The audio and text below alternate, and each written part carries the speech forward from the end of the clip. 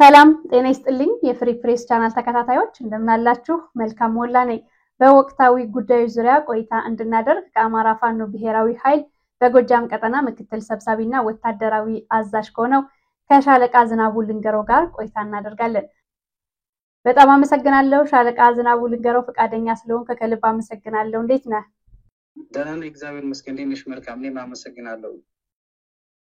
በጣም አመሰግናለሁ። እኔም ቀጥታ ወደ ጥያቄዎችን የማልፈው ሻለቃ ዝናቡ እንግዲህ አማራ ፋኖ ብሔራዊ ኃይል ምስረታውን ይፋ አድርጓል። አንድ አማራዊ ድርጅት መመስረቱ ምን ጥቅም ይሰጣል? ከዚህ ጋር ተያይዞስ አንዳንድ ስጋት ያዘሉ አስተያየቶች ሲሰጡ የሚደመጡ አንዳንድ ሰዎች አሉ። በዚህ ዙሪያስ ያለ ሀሳብ ምንድነው? እሺ አመሰግናለሁ። በቅድሚያ በሁሉም ዓለም የምትገኙ የትግላችን ደጋፊዎችና የትግሉ ባለቤት የሆናችሁ አማራውያንና ኢትዮጵያውያን በያላችሁበት እንዴት ናችሁ ማለት ፈልጋለሁኝ። ምናልባትም የድርጅታችን ምስረታ ይፋ ከማድረጋችን ጋር ተያይዞ አብዛኞቹ ደስታችሁን እየገለጻችሁ እንደሆነ በቀጥታም በተዘዋዋሪም መረጃዎች ይደርሱናል። ምናልባት ከተጠየቁት ጥያቄ አንጻር አንድ አማራዊ ድርጅት መመስረቱ ጥቅማቸው ተዘርዝረው የሚያልቁም አይደሉም። የትግላችን የመጨረሻው ምዕራፍ የሚጠናቀቀው በአንድነት በተባበረ ክንድ መሆኑን እናምናለን። ከዚህም በዘለለ መልኩ ከሌሎችም የአማራ ሕዝብ ትግል የአማራ ሕዝብ ጥያቄ ለማስመለስ አብሮ በዚህ ትግል ውስጥ ዋጋ እየከፈሉ ካሉ ወንድሞቻችን ጋር አንድ ድርጅት ለመፍጠር ብዙ ጥረቶችን ስናደርግ ቆይተናል። ምናልባት እያደረግነው ካለው ጥረት አንጻር የምንፈልገው ደረጃ ላይ በምንፈልገው መልኩ ተጠናቋል ባይባልም እንኳን አንድ የሚያሰባስበን የጋራ የሆነ ስያሜ ድርጅት መፍጠር ችለናል። እንግዲህ ይሄ ድርጅት አሁን ካለንበት የሰፈርና የቀጠና አደረጃጀት ወጥተን በጋራ በተባበረ ክንድ በአንድነት ኃይል ፈጥረን ጠላታችን ላይ በጥምረት የምናጠቃበትና ተጋግዘን ውጊያውን የምናደርግበት እድሎች ይፈጥሩልናል።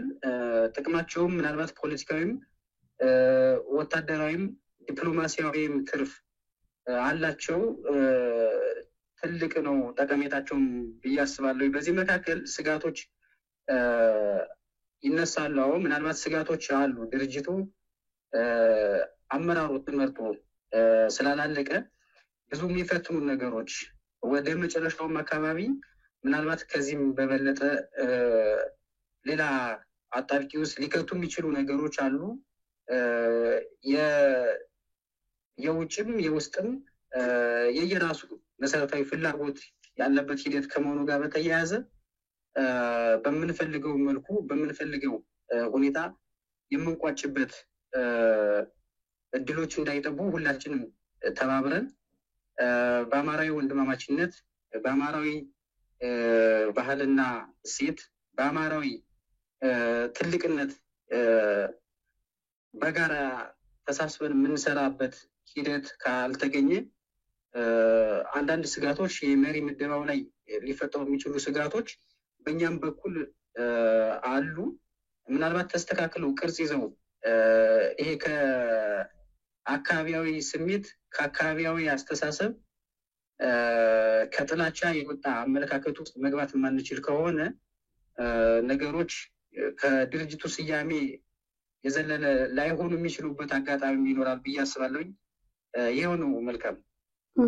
ከዚህ ጋር በተያያዘ ሻለቃ እንግዲህ በማህበራዊ ሚዲያዎችም እንደዚህ የአካባቢውን ስሜት ወይ የጎጥ ስሜት በጣም እየተንጸባረቁ ይገኛሉና በዚህ ዙሪያ ያለ ሀሳብ ምንድን ነው?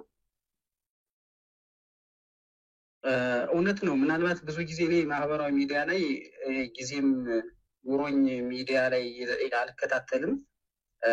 እንደዚህ የትግሉ ደጋፊዎች እና ከአንዳንድ ሰዎች ጋር ስንገናኝ እንደዚህ አይነት በተለይ የሆነ የቀጠናን መሰረት ያደረገ አሰላለፎች እና መነታረኮች እንዳሉ እንሰማለን። ምናልባት ይሄ ሚዲያው ላይ ያለው ንትርክ የመሬት ላይ ያለውን ትግል እና የሰራዊታችንን ፍላጎት የእኛንም ዓላማ የሚመጥን ነው ብዬ አላስብም። የኛ ሀሳብ ነው ብዬ አላስብም። ሰው ከራሱ ፍላጎት ከራሱ ጥቅም አንጻር የሚያደርጋቸው መገፋፋቶች ካልሆኑ በስተቀር በዋናነት ግን የትኛውም ቀጠና ላይ ያለውን የሰራዊት አመራር የሚወክሉ አይደሉም። አንዳንዶቹ ግን እንግዲህ ድርጅት ሲፈጠር የአማራ ህዝብ ከዚህ በፊት ድርጅት ባለመኖሩ ነው ዋጋ የከፈለ ብለን ስለምናምን የአማራ ህዝብ የሚመጥን በወርዱም በቁመቱም ልክ ግዙፍ ድርጅት እንዲፈጠር ጥረት እናደርጋለን። የሁሉም ምኞት የሁሉም ፍላጎት ነው። ከዚህ ጋር በተያያዘ ይህን ፍላጎት ለማሳካት አዎንታዊ እንቅስቃሴ የሚያደርጉ ሰዎች እንዳሉ ሆኖ ከራሳቸው ፐርሰናል ፍላጎት ደግሞ የሚፈልጉት መሪ እንዲመጣላቸው ወይም ደግሞ የሚቀርባቸው የአካባቢያቸው ወይም በቤተሰብ በግልም የሚቀርቡት ሰው ወደፊት እንዲመጣላቸው ከመፈለግ የሚደረጉ መገፋፋቶች የኛን ዓላማ የኛን የትግል ኮዝም የሚመጥኑ አይደሉም።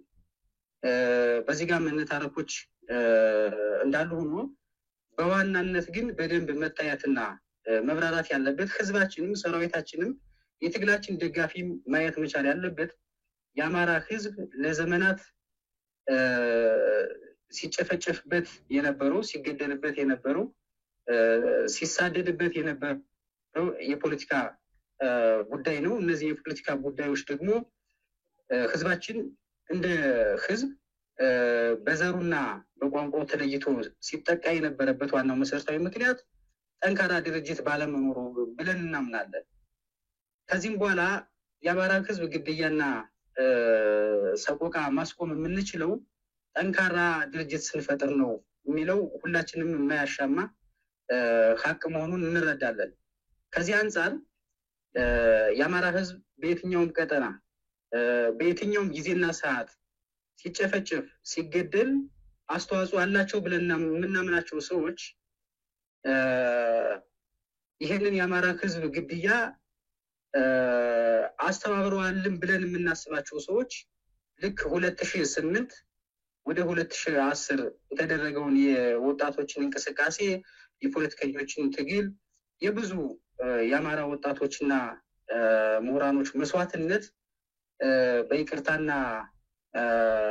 በለውጥ ሰበብ ከአማራ ህዝብ እጅ ተነጥቆ የሄደበትን የለውጥ ሐዋርያ የሚባለውን ዘመን ማስታወስ አስፈላጊ ነው ብዬ አስባለሁኝ። ያንንም እንኳን እድል አግኝተው አሁንም ድጋሚ የአማራ ህዝብ መልሰው ወደ ህልውና አጣብቂ ውስጥ የከተቱት ግለሰቦች የአብይ አህመድ ስርዓት የምንፈልገውን ቦታ አልሰጠንም ወይም ስልጣን አልሰጠንም በሚል ከኩርፊያ በመነጨ መልኩ አሁንም ፋኖ እያደረገ ያለውን ትጥቅ ትግል የዚህ ትግል ባለቤት እንደው የዚህ አጋዥ ወይም አማካሪም ደጋፊም በመሆን አይደለም፣ የዚህ ትግል ባለቤት ለመሆን ከዚህም እንቅስቃሴዎች እናያለን። ምናልባት እንደ አማራ ፋኖ በጎጃም ወይም እንደ አንድ የአማራ ፋኖ በጎጃም አመራር አሊያም እንደ ግለሰብ የምናገረው የምንታገለውንና የምንታገልለትን መለየት ያስፈልጋል ብዬ አስባለሁ። ከዚህ አንጻር የሚደረጉ ቅድመ መከላከሎች ምናልባት እኛም የምንደግፋቸው እኛም የምንታገልባቸው የትግላችን ነባራዊ ሁኔታዎች ናቸው። ከዚህ በዘለለ የሚደረጉ መገፋፋቶችና መነታረኮች ግን ህዝባችንን ወደ ባሰ አሁን ካለበት የህልውና አጣብቂኝ ወደ ባሰ የጨለማ ዘመን የሚወስዱ ስለሆኑ በጥንቃቄ መታየት አለባቸው ብዬ አስባለሁ። ከላይ ያነሳኋቸውን ነገሮች ታሳቢ በማድረግ ጠንካራ ድርጅት እንዲፈጠር ከተፈለገ የአማራ ህዝብ ይሄን ጦርነት በማሸነፍ ብቻ ህልውናው ይረጋገጣል ማለት አይቻልም። ከዚያም በኋላም ጠንካራ የፖለቲካ አደረጃጀት፣ ጠንካራ ወታደራዊ መዋቅር ሊኖረው ይገባል ብለን እናስባለን። ከዚህ አንጻር ለህዝባችን ጥቅምና ፍላጎት መዛነፍ የማያሳዩ ጠንካራ የሆኑ አመራሮችን አዲስ የዚህ ትግል አብዮት መሪዎች ከፊት እንዲመጡ እንፈልጋለን። በአንድም በሌላም በታሪካቸው ከአማራ ህዝብ ግድያና ጭፍጨፋ አንጻር አብረው የምናውቃቸው ሰዎች ደግሞ የዚህ ትግል ባለቤት እንሆናለን ካሉ ግን ከላይ እንደነገርኩሽ መልካም ይሄ አፋብሃ የአማራ ብሔራዊ ኃይል ውጤታማ መሆኑ ጋር ችግር ሊያጋጥም ይችላል ብዬ እሰጋለሁ። እነዚህ ነገሮች ደግሞ በትኩረት መታየት አለባቸው ብዬ አስባለሁ። አመሰግናለሁ። ወደ ቀጣዩ ጥያቄንም አልፎ እንግዲህ በአፋብኃ ሲመሰረት በመግለጫ በእርግጥ አቋማችሁን ይፋ አድርጋችኋል፣ ግን አገዛዟንም ድረስ የሚጠቀምበት ጉዳይ ስለሆነ ነው ማንሳት የፈለኩት። ራያና ወልቃይትን በሚመለከት ፋኖን ለመከፋፈያነት እንዲሁም ለማጥቂያነት እየተጠቀሙ ይገኛል እና ያንተ ሀሳብ ምንድን ነው በዚህ ጉዳይ? ምናልባት የወልቃይትና የራያ ጉዳይ የአማራ ሕዝብ የፖለቲካ የመታገያ መስመሮች ናቸው። ወልቃይትና ራያ ብቻ አይደሉም የማንነትና የወሰን ጥያቄዎች፣ ሌሎችም ቀጠናዎች ላይ ደራና መተከልም አሉ። እነዚህንም ታሳቢ ያደረገ ትግል ነው እየታገልን ያለ ነው። ምናልባት ከነዚህ የወሰን ጥያቄዎች መካከል ወልቃይትና ራያን በተባበረ ክንዳችን ሁሉም አማራ ባደረገው ጦርነት ማስመለስ ችለናል። እንግዲህ እነዚህን ወሰኖች ማስመለስም የኛ ስራ ነው። አሁንም ማስከበርም የእያንዳንዱ አማራ ግዴታ ነው ብዬ አስባለሁኝ ብለን እናስባለን። እንደ ድርጅትም እነዚህን የወሰን ጉዳዮች ቀይ መስመሮቻችን ናቸው። ነገር ግን የሆነን ኃይል የሆነን አካባቢ ወይም የሆነን መሪ ለማጥቃት እና ለመዝመት ሲጠቀሙባቸው እናያለን።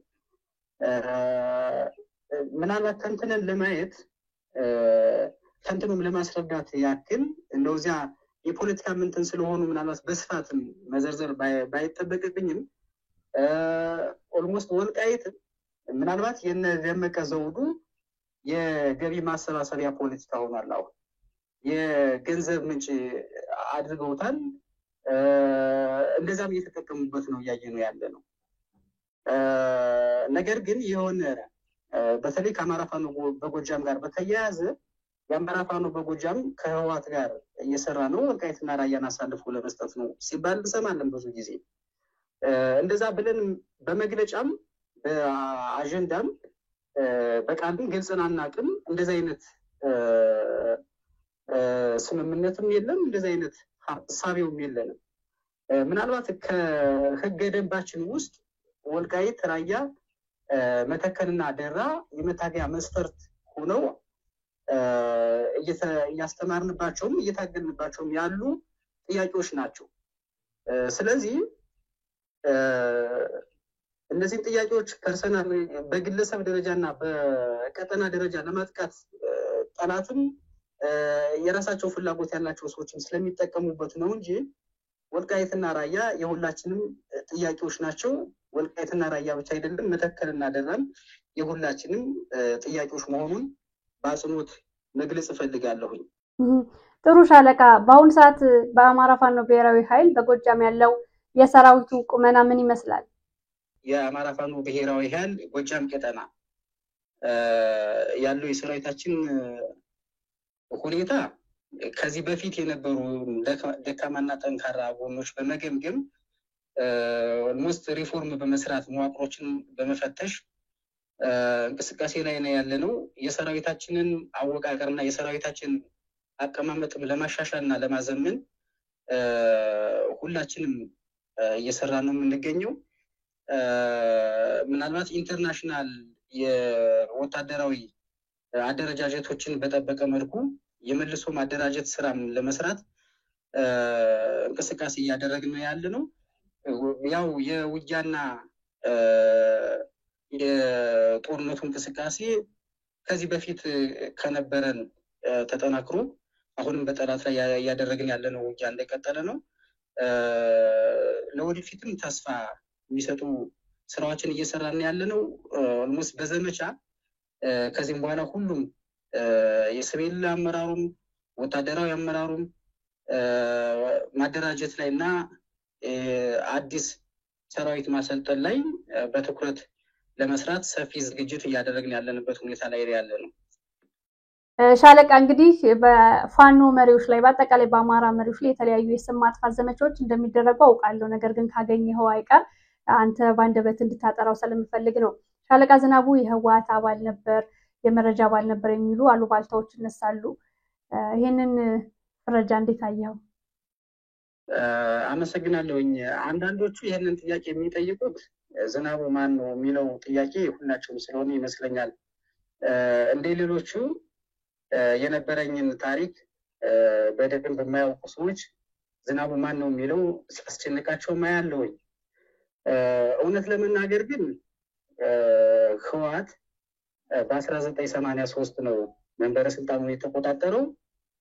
ዝናቡ የተወለደው 1988 ነው። እንግዲህ ምናልባት በ5 ዓመት ልዩነት ነው ትውልድ እንኳን የተወለድኩትኝ ህወሓት ኦልሞስት መንግስት ከሆነ በኋላ ነው። ከዚያም በኋላም ለተወሰነ ጊዜ ያው 18 ዓመት እስከሚሞላኝ ድረስ ነው ትምህርት ቤት የተከታተልኩት። ከ18 ዓመት በኋላ ግን ቀጥታ ህወሓትን ለመዋጋት ወደ ኤርትራ በረሃ ነው የሄድኩት። እንግዲህ እዚያም ከ2006 እስከ 2011 ኤርትራ በረሃ ነው የቆየሁትኝ። ከዚያም ከ2011 በኋላ ጄኔራል አሳምነው ጽጌ ምልሱን ኃይል የማደራጀት ስራ ሲሰራ ጃሬ ልዩ ኃይል ማሰልጠኛ ስልጠና የገባሁኝ ሰው ነኝ። ከዚያ የዘለለ ግን ምንም አይነት ታሪክ ምንም አይነት ባክግራውንድ የለኝም። ህወሓትን በመታገልና በመዋጋት እንጂ የህወሓት አባል ሁኜ በማገልገልም አልታወቅም። ሰው ምናልባት የኔን ማንነት ለማወቅ የሚያስጨንቃቸው ሰዎች የሚያመጡት ጥያቄ አሊያም ደግሞ የኔን ስምና የኔን መልካም ገጽታ ለማበላሸት ከሚፈልጉ ሰዎች የሚመነጭ ሀሳብ ነው። ምናልባት በዚህ ጉዳይ ላይ እንደው ይሄ ሀሳብ ከተነሳ ላይቀር ሰሞኑን ራሱ በጄኔራል ተፈራ ማሞ እና በሌሎቹ አመራሮች መካከል እኔ ጄኔራል ተፈራ ማሞን ወደ መሪነት እንዳይመጣ የተሳደብኩ እስኪመስል ድረስ ነው ሚዲያ ላይ እየተዘመተ ያለው። እኔ ምናልባት ጄኔራል ተፈራ ማሞን አልሰደቡም፣ መሪ አይሆንም አላልኩኝም። እንደዚያ እንዳልኩኝ ተደርጎ ግን ምናልባት ሚዲያ ላይ የሚደረጉ አንዳንድ መጥፎ ነገሮችን እያየሁኝ ነው። ሰው ለዚህ ትግል አይመጥንም ብዬ ካመንኩኝ ፊት ለፊት በመናገር እታወቃለሁ ብዙ ጊዜ። ከዚያ ውጭ ግን ለአማራ ህዝብ ይጠቅማሉ፣ ለአማራ ህዝብ ጥያቄ እንታገላለን የሚሉ ሰዎችን በግለሰብ ደረጃም በአደረጃጀት ደረጃም የትኛውንም ኃይል ጠቅሼ ተችቼም ተሳድቤም አላቅም። እኔ ከዚህም በኋላ ብዙ የምኖረው ራሴን ማሻሽዬ የተሻለ ደረጃ ደርሳለሁ ብዬም ስለማስብ እንደዚህ አይነት መጥፎ ስራዎችን መስራትም አልፈልግም። በመጥፎ ስራዎችም ያለኝን ገጽታ ማበላሸት አልፈልግም ብዬ አስባለሁ። የትኛውም አካባቢ ላይ ህዝቡን እወክላለሁ፣ ሰራዊት እመራለሁ ያለን አካል አከብራለሁኝ። ኢቭን በአሰላለፍ ደረጃ እንኳን ተቃራኒ ናቸው ብለን የምናስባቸው ከነ መከታው ጋር ምንም አይነት ግለሰባዊ እንትን የለኝም እኔ እውነት ለመናገር እና የሌለኝን ማንነት የሌለኝን ገጽታ ለመስጠት የሚደክሙ ሰዎች አንድም በቅናት ሁለትም ያው በጠላትነት ነው ብዬ አስባለሁኝ። የነበረኝ የህይወት ታሪክ ግን ይሄ ነው ብዬ እንኳን የምዘረዝረው የለም። ገና የምኖሩ ይበልጣል ብዬ አስባለሁ። አመሰግናለሁ። በጣም አመሰግናለሁ። እንግዲህ ፋኖን ተስፋ የሚያደርግ የአማራ ህዝብ አለ ብሎም የኢትዮጵያ ህዝብ አለ። ለእነሱ ክብር ስንል ይህን ጥያቄ አነሳሁትኝ ለሚወዱ እንዲሁም ደግሞ ትግሉን በተስፋ ለሚጠብቁ ለእነሱ መልስ እንዲሆን አስቤ ነው ጥያቄ አነሳሁትኝ። በጣም አመሰግናለሁ ስለሰጠኝ ምላሽ። ሻለቃ ዝናቡ በሌላ ጊዜ በሰፊው እንገናኛለን ብዬ አስባለሁ ካለን ጊዜ አንጻር። አሁን ግን እኔ ጥያቄዎችን ጨርሻለሁ። ማስተላለፍ የምትፈልገው መልእክት ካለ እድሉ ልስጥህ። እሺ፣ ማስተላለፍ የምፈልገው መልእክት እንደው ከዚህ ከትግላችን ሜዳ ውጭ ሆኖ ትግሉን በማገዝም ትግሉን በመመልከትም ትግሉን በመንቀፍም ያሉ ሰዎች ምናልባት አብዛኞቹ የአማራ ህዝብ ትግል የማይደግፉ አማራም ያልሆኑ ሰዎች በዚህ ትግል ውስጥ አሉታዊ ስራ እየሰሩ መሆኑን ብረዳም አንዳንዶቹ ደግሞ ፐርሰናል ከግል ፍላጎትና ምንድነው ይሄ ከአካባቢያዊ ፍላጎት አንጻር የሚደረጉ መገፋፋቶችና መጠላለፎችን ቆም ብሎ ማየት አለባቸው ብዬ አስባለሁ። የምንድነውም እንደ አማራ ነው፣ የምንጠፋውም እንደ አማራ ነው። እውነታው ይሄ ሆኖ እያለ ወደ ሰፈርና ወደ አካባቢ እያሰብን ብሄርን ቁጥር የህዝባችንን ስቃይ በጥፍ እየጨመርነው እንደሆነ ሁላችንም መረዳት መቻል አለብን። በመገፋፋት የምናተርፈው ትርፍ አይኖርም። ይልቁንስ በጋራ ቁመን ጠላታችን የሚያደርስብንን ጭፍጨፋና ግድያ መመከት ስንችል ነው። አንዳንዶቹ ደግሞ ዝም ብሎ ውጪ ስለሆን ብቻ የዚህ ያለው መስዋዕትነት፣ ህመሙ፣ ቁስሉ፣ ስቃዩ፣ መከራው አልሰማን ብሎ ከሆነ ምናልባት ሁላችንም ወደ የሰፈራችን ቤተሰቦቻችን ጋር እየደወልን ያለውን ስቃይና መከራ መጠየቅ ይኖርብናል ብዬ አስባለሁ። ተወደደም ተጠላም እዚህ ያለው ኃይል ግማሾቻችን የመከላከያ ልብስ ስናይ ሀገሬ ደህና ሁኝ ብለን የአንድ ብር ፔስታል አንጠልጥለን ወደ ስደት የሄድን ሰዎች ነን። ስደትን መርጠን መሸሽን መርጠን የሄዱም ሰዎች ናቸው አብዛኞቹ እዚህ መጥፎ ስራ እየሰሩብን ያሉ። ምናልባት የትግሉ ባለቤት ለመሆን ትግሉን ለመምራት ከተፈለገ እንኳን ምቹ ሁኔታውን አመቻችተን ወደ ሀገር ውስጥ ገብተው የሚታገልበትን ነገር እናመቻቻለን። መምራትም ከተፈለገ እዚህ መጥቶ ትግሉን መምራት የሚቻልበት እድል ሰፊ ነው። አውሮፓና አሜሪካ፣ ኡጋንዳ ተቀምጦ ግን እያንዳንዱን ዋጋ የሚከፍልን ሰው እያነሱ ኢሞራላዊ በሆነ መልኩ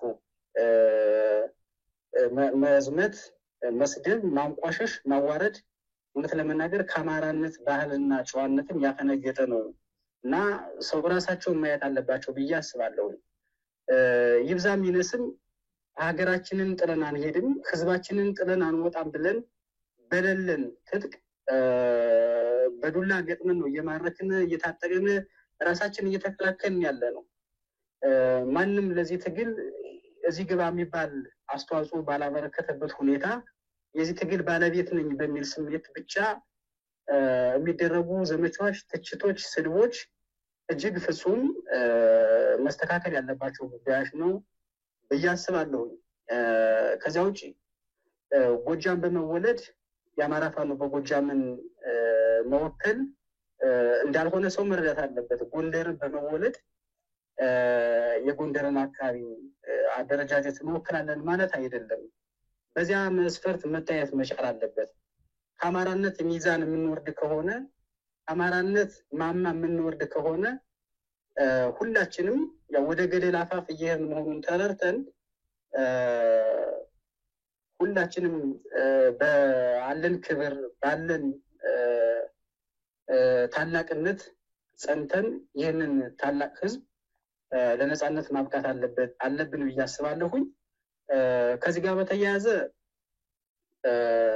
ለወጣቶች የማስተላለፈው መልእክት የመጨረሻ መልእክቴ ምናልባት በስፋት የማሰልጠን እቅዶች አሉ።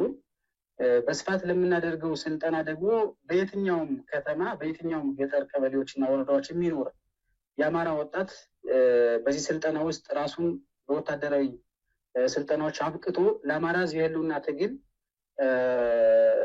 መስዋዕትነት ለመክፈል እና ለመታገል ራሱን አዘጋጅቶ ጥሪ በምናደርግበት ሰዓት ትግላችን እንዲቀላቀል ማለት እፈልጋለሁኝ። አመሰግናለሁ።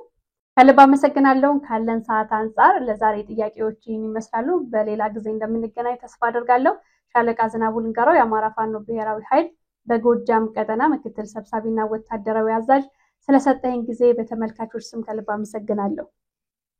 እሺ እኔም አመሰግናለሁ። ይመልክ ሰላም። እናመሰግናለን። ተመልካቾቻችን ስለተከታተላችሁን ከልብ እናመሰግናለን። ቻናላችንን እየተከታተላችሁ ላላችሁ ሰብስክራይብ፣ ላይክ እና ሼር ታደርጉ እንዲሁም ሜምበር በመሆን ፍሪ ፕሬስን እንድትደግፉ በአክብሮት ጠይቃለሁ። መልካም ሞላ ፕሮግራሙን እየመራው ከቴክኒክ ክፍል ባልደረቦች ጋር በጋራ አብረን ቆየን። ጤና ይስጥልኝ።